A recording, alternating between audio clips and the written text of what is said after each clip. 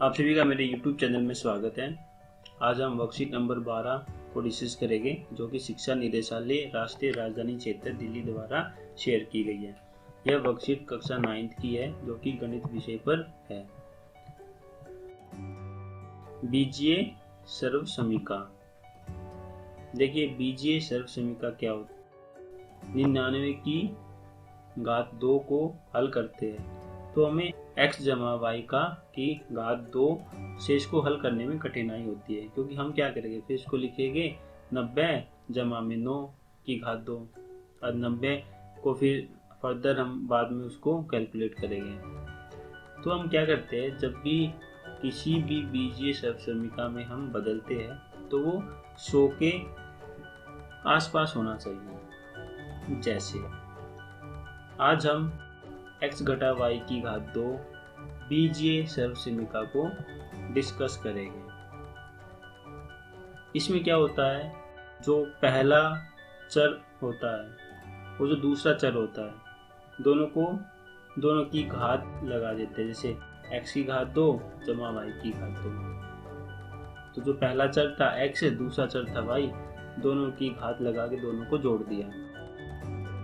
अब क्या करना है, जैसे कि इसमें बीच में घटा का निशान है, तो घटा इन दोनों का गुना x y और साथ में 2 से गुना कर देते हैं। ये हमारा बन जाता है बीजीय सर्व समीका x घटा y की घात 2। ये बच्चों x घटा y की घात 2 का फॉर्मूला है। अब इसी फॉर्मूले से जो आगे के जो प्रश्न है उनको हल करना है। तो ये फॉर्मूला सभी को याद होना चाहिए। ये फॉर्मूला बना कैसे है, ये यहाँ से x घटा y दोनों को अलग अलग लिख दिया और दोनों को आपस में गुना कर दिया। x को x के साथ, x को y के साथ, y को x के साथ और y को y के साथ, तो उससे हमारा ये फॉर्मूला बन जाएगा। जैसे अभी हमने शुरू में ही 99 की घात 2 को डिस्कस किया था, तो यह हम इसको 100 घटा 1 की घात 2 लिख सकते हैं, क्योंकि इसके जो 100 के बिल्कुल नज़दीक है। 100 में से हम 1 को घटाते हैं तो कितना आता है, 99 आता है। अब हम x घटा y की घात 2 की बीजीय सर्व समीका यहाँ पर लगा सकते हैं। तो मैंने ये जो x घटा y की घात 2 का जो फॉर्मूला था वो मैंने यहाँ लगाया है। उससे क्या होगा, सबसे पहले हम क्या लिखेंगे, 100 की घात 2, फिर हमने जमा 1 की घात 2 लिख दी। घटा में 2 गुना में 100 गुना में 1, देखिए घटा में 2 गुना 100 गुना। अब हम इसको हल करते हैं तो 100 की घात 2 कितना होता है, 10,000 होता है। ऐसे 2 को 100 से गुना करते हैं तो 200 होता है, और 1 की घात 2 1 होता है। इसको हल करने के बाद हमारे पास आ जाता है ये 9801। तो बच्चों ऐसे ही बिल्कुल पहले से ही सोल्व किए हुए कुछ क्वेश्चन हैं, उनको देखिए। जैसे यहाँ जो पहला क्वेश्चन है उसमें लिखा है 999 की घात 2, तो 999 किसके बिल्कुल पास में है, ये 1000 के पास में है। तो इसको मैं क्या लिख सकता हूँ, 1000 में से मैं 1 को घटा के लिख सकता हूँ। अभी हमारा वही x घटा y की घात 2 का बीजीय सर्व समीका बन गया है। तो मैं वो वाला फॉर्मूला यहाँ पे लगा दूंगा। देखिए यहाँ पे लगा चुके हैं फॉर्मूला, 1000 की घात 2 जमा 1 की घात 2 घटा में 2 गुना 1000। तो इसको हल किया तो हमारे पास आ गया 9,98,001। ऐसे ही प्रश्न संख्या 2 में 998 का घात 2 है। 998 किसके बिल्कुल पास में है, 1000 के पास में। तो मैं 1000 में से अगर 2 को घटा दूं तो मैं यहाँ पे लिख सकता हूँ 998 की जगह। तो उसमें हम वही फॉर्मूला अपना x घटा y की घात 2 वाला लगा देंगे। उससे क्या होगा, ये हमारा सोल्व हो जाएगा। तो लिख दिया 1000 की घात 2 जमा 2 की घात 2 घटा 2 गुना 1000 गुना 2। तो 1000 की घात 2 कितना होता है, ये देखिए, यानी 1 के आगे 6 जीरो। ऐसे ही 2 गुना 1000 गुना 2 4000, 2 गुना 2 4, 4 गुना 1000 4000, जमा 2 की घात 2 कितना होता है, 4 होता है।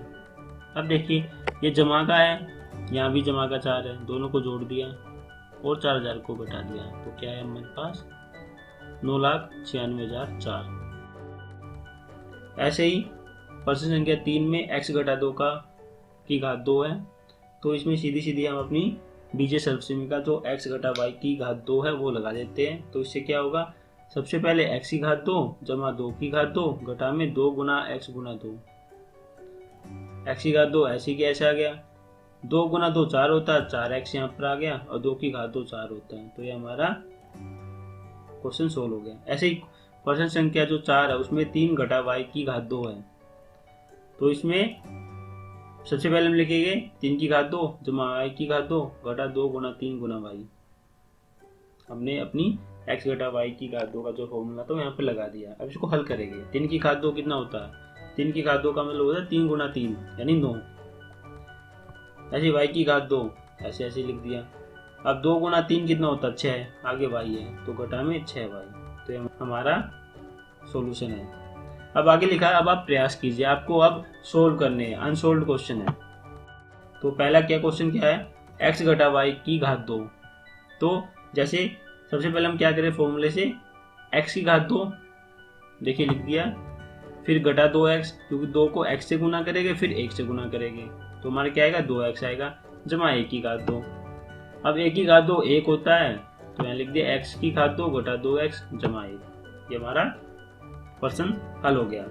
ऐसे ही क्वेश्चन नंबर जो 2 है 98 की घात 2 है, तो 98 किसके नजदीक है, 100 के नजदीक है। अगर 100 में से हम 2 को घटाते तो कितना आता है 98 आता है।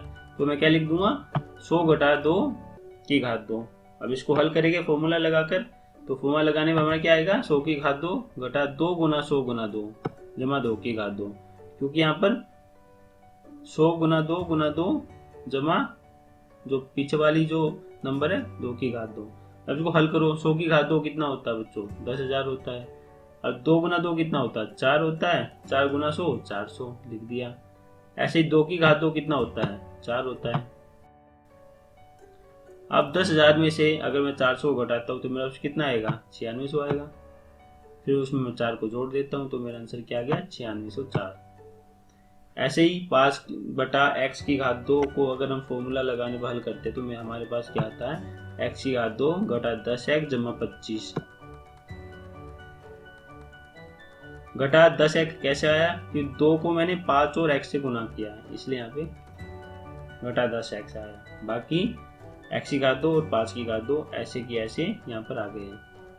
अगर मैं 97 की घात 2 को हल करता हूँ, 97 किसके नजदीक आता है 100 के नजदीक आता है। 100 में से 3 को घटाते हैं तो 97 आता है। तो मैंने यहाँ 97 को 100 घटा 3 से रिप्लेस कर दिया है। अब मैं अपना x घटा y की घात 2 का फॉर्मूला यहाँ लगाता हूँ। तो x क्या है 100 है, y क्या है 3 है, तो 100 की घात 2 जमा 3 की घात 2 फिर है घटा में 2 गुना 100 की घात 2 10,000 होता है, 3 गुना 2 6 होता है, 6 गुना 100 600 होता है जमा 3 की घात 2 9।